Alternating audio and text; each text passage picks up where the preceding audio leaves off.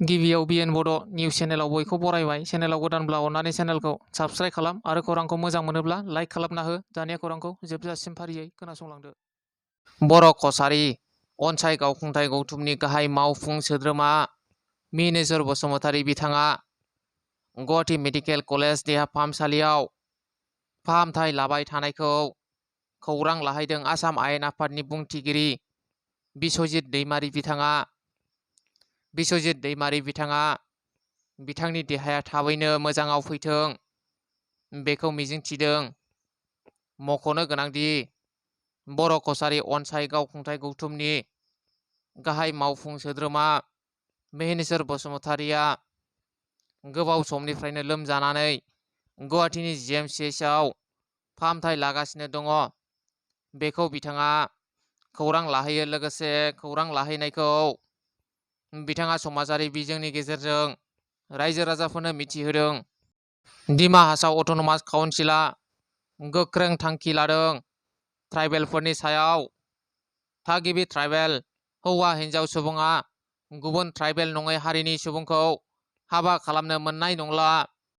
जुदि ट्राइबेल सुबुङा गुबुन हारिनि सुबुंखौ हाबा खालामोब्ला ट्राइबेलनि मर्यादाखौ बोखारनाय जासिगोन होनना दिमा हासाव अट'नमास काउन्सिलआ गोख्रों थांखि लाबाय। बाक्सानि जफादंआव सासे आइजोनि गोथै देहा बोखांदों। जिउ गोमानाय सुबुंखौ जफादं ओनसोलनि खनद्रि मुन्ड्रा होननानै मिथिनो मोननाय जादों। बाक्सा जिल्लानि बरबरि पुलिस थानानि बेन्दोंआव थानाय जफादं ओनसोलनि भबानिपुर मुन्डा बस्ति सुबानि खनद्रि मुन्डा होननाय सासे आइजोनि गोथै देहाखौ फाग्ला दैमानिफ्राय बोहैबोनाय बेरसिमारि गामिनि जाम्फैयाव बोखांनो हानाय जादों। सुलुंनिफ्राय मिथिनाय बादिब्ला जिउ गोमानाय सुबुंनि बैसोखौ 45 बोसोरसो जागौमोन।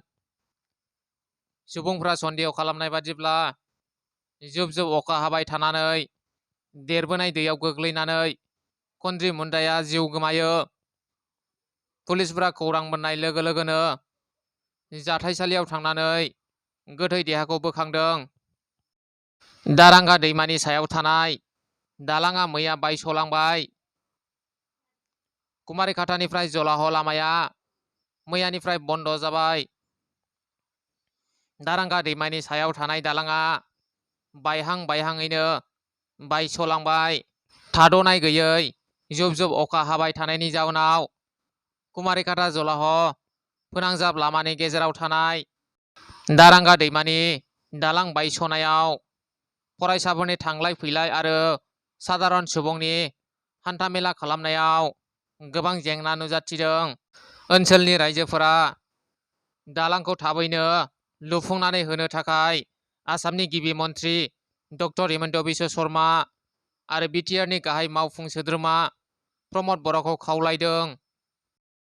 बिटिआरआव मोन 12 निफ्राय मोन 15 मासि आरो क'क्राझार लकसभा बियाबा एसटि रिजार्भेसनै थाफिननायनि थाखाय थांनाय मोनायाव इउपिपिएलनि माखासे सापर्टारफोरखौ रंजाना बमा गावनायखौ नुनो मोन्दों। बेबायदि मोन 12 निफ्राय मोन 15 मासि मोनदोंब्लाबो गोजोननाय मोनै बाथ्रा फोरमायदों। बारग' एमपि सानसुमा खुंगुर बैसोमुतियारि बिथाङा क'क्राझार लकसभा बियाबा एसटि रिजार्भेसनैनो थाफिननायखौ गोजोननाय मोननाय फोरमायदों। नाथाय दाजानो गोनां उदालगुरि लकसभा समस्तिखौ दरं मुंनि गोदानै दानाय लकसभा समस्तियाव हरनायखौ गोख्रों निन्दा खालामदों आरो जुदि गोनां जायोब्ला न्याय मोननो थाखाय सुप्रिम कर्टआव पिआइएल होनाय जागोन होनना सानसुमा खुंगुर बैसोमुतियारिया गोख्रों रावजों बुंथिदों। गोदानै दाफामनाय बियाबनिफ्राय सासेबो बर' बिजाथिया एमएलए जानायनि चान्स गैया। बे बाथ्राखौ बुंदों।